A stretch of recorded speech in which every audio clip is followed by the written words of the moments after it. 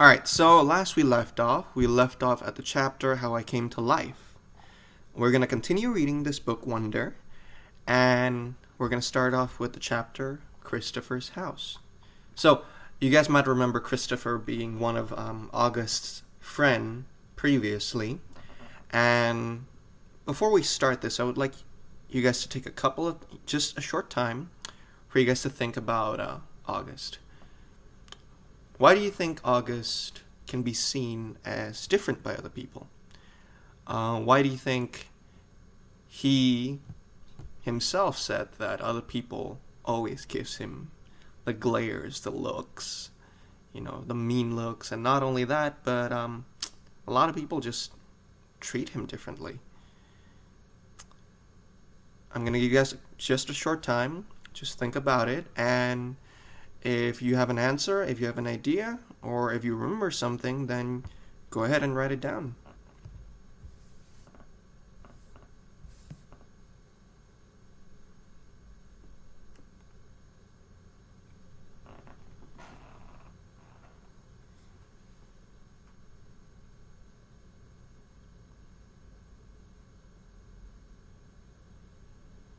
Alright, so don't worry. I was not looking for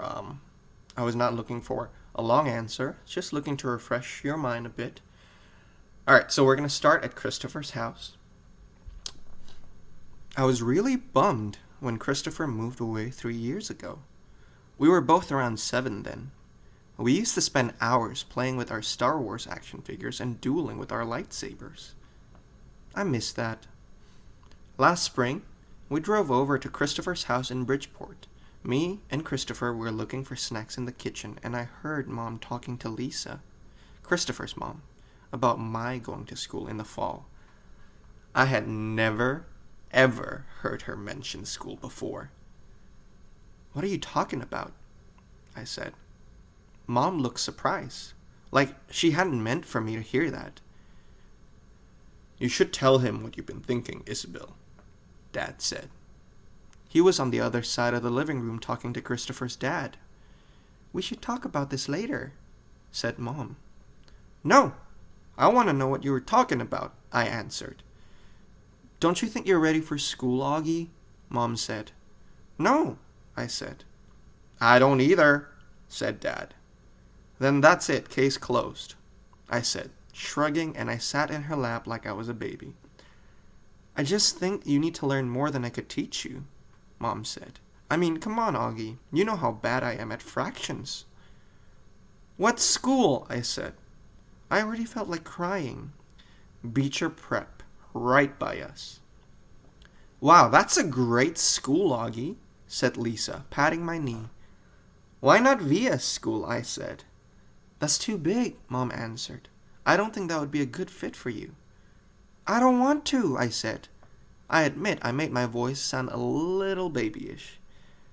"You don't have to do anything you don't want to," Dad said, coming over and lifting me out of Mom's lap. He carried me over to sit on his lap on the other side of the sofa. "We won't make you do anything you don't want to do." "But it would be good for him, Nate," Mom said. "Not if he doesn't want to," answered Dad, looking at me. "Not if he's not ready." I saw Mom look at Lisa, who reached over and squeezed her hand. "You guys will figure it out," she said to Mom. "You always have." "Let's just talk about it later," said Mom. I could tell she and Dad were going to get in a fight about it. I wanted Dad to win the fight, though a part of me knew Mom was right, and the truth is, she really was terrible at fractions. Driving. It was a long drive home. I fell asleep in the back seat like I always do. My head on Via's lap like she was my pillow. A towel wrapped around the seat belt so I wouldn't drool all over her. Via fell asleep too. Mom and Dad talked quietly about grown-up things I didn't care about.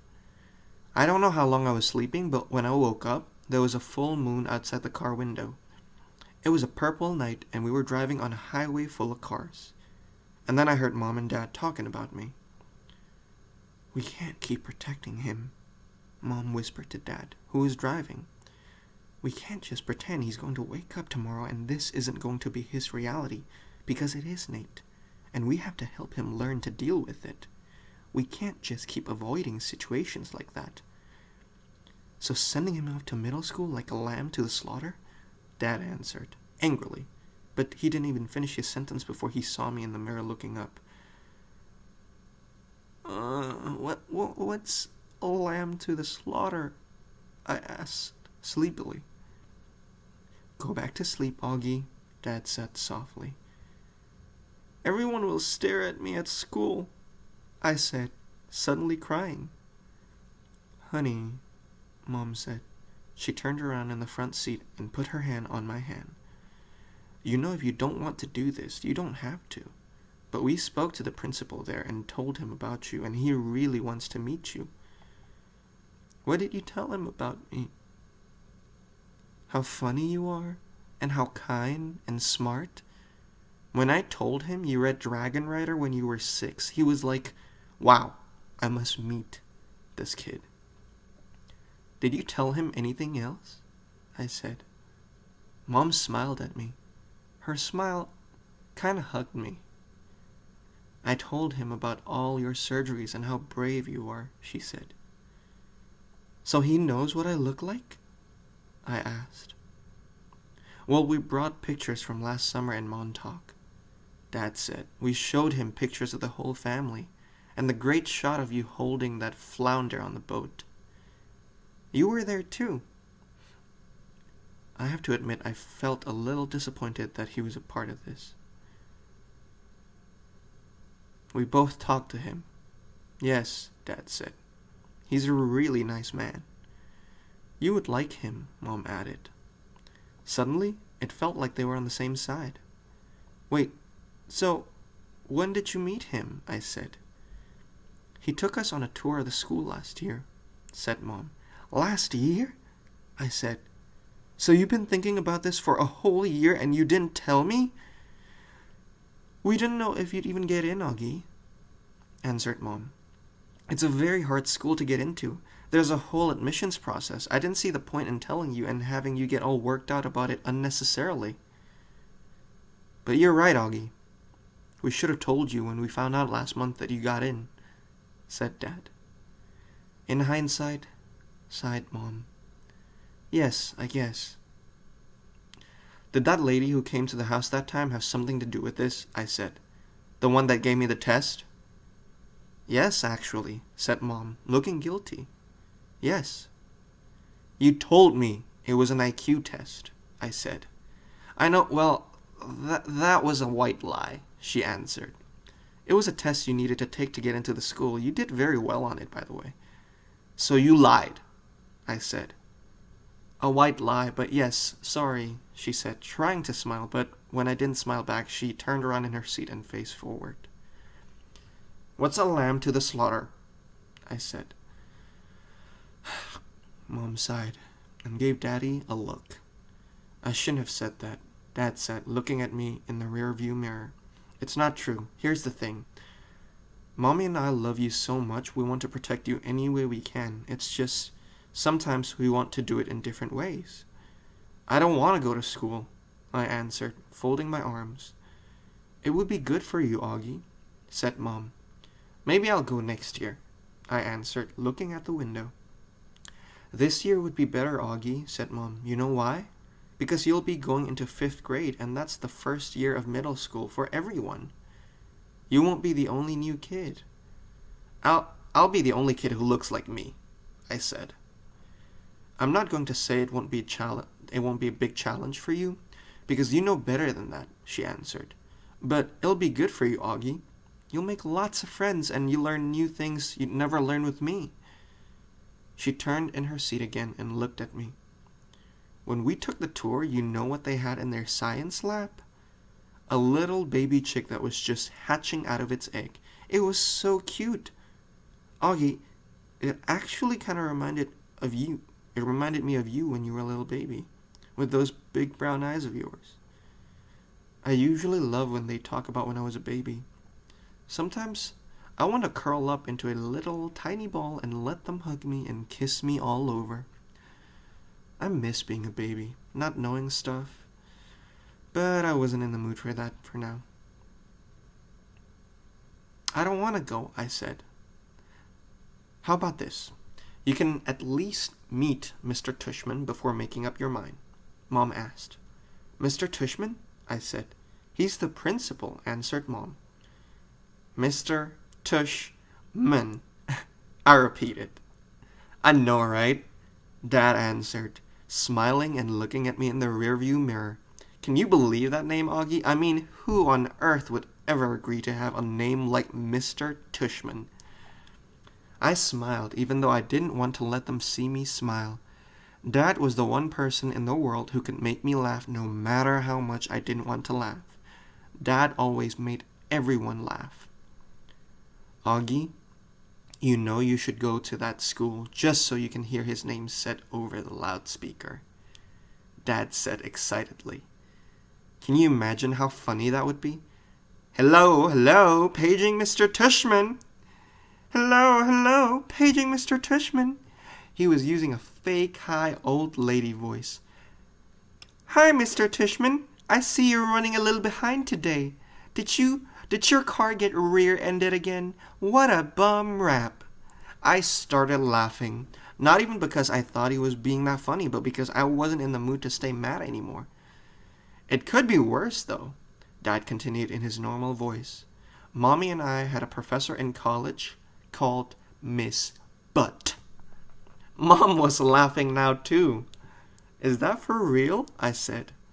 Roberta Butt, Mom answered, raising her hand as if to swear Bobby Butt.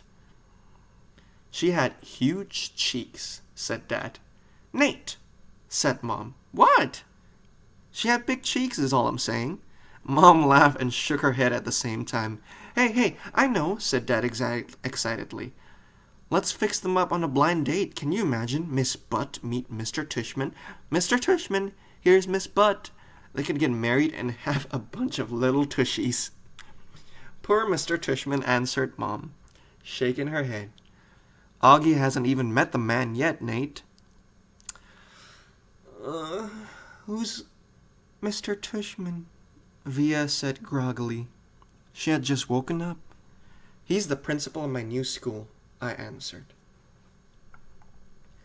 Paging Mr. Tushman. I would have been more nervous about meeting Mr. Tushman if I'd known I was also going to meet some kids from the new school. But I didn't know, so, if anything, I was kind of giggly. I couldn't stop thinking about all the jokes Daddy had made about Mr. Tushman's name. So when me and Mom arrived at Beecher Prep a few weeks before the start of the school, and I saw Mr. Tushman standing there, waiting for us at the entrance, I started giggling right away. He didn't look at all like what I pictured, though.